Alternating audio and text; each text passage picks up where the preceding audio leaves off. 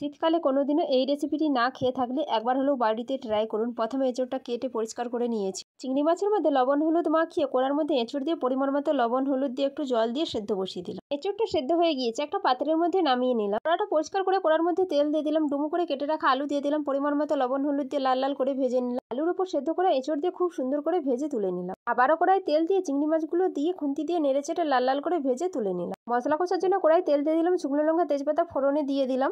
পেঁয়াজ কুচি দিয়ে পেঁয়াজ কুচিটা খুব সুন্দর করে ভেজে নিলাম। রসুন বাটা দিয়ে রসুন বাটাটা খুব সুন্দর করে নেড়েচেড়ে রসুনের কাঁচা গন্ধ চলে গেলে আদা বাটা দিয়ে দিলাম। আদা বাটাটাও খুব সুন্দর করে নেড়েচেড়ে টমেটো কুচি দিয়ে দিলাম। পরিমাণ মতো লবণ লঙ্কা গুঁড়ো দিয়ে মশলার সাথে খুব সুন্দর করে কষিয়ে নিলাম। মশলা থেকে তেল ছেড়ে আসলে ভেজে রাখা আলু এঁচোড় দিয়ে আবারও খুব সুন্দর করে কষিয়ে জল দিয়ে দিলাম। জল দেওয়ার পর বেশ কিছুক্ষণ ফুটিয়ে নিলাম। আলুটা সেদ্ধ হয়েছে কিনা দেখে নিলাম। আলুটা সেদ্ধ হয়ে গেলে ভেজে রাখা চিংড়ি মাছগুলো দিয়ে দিলাম। মিডিয়াম আঁচে 5 থেকে 7 মিনিট ফুটিয়ে উপর দিয়ে ধনেপাতা কুচি ছড়িয়ে নামিয়ে নিলাম। সত্যি বলছি, দারুণ হয়েছে খেতে।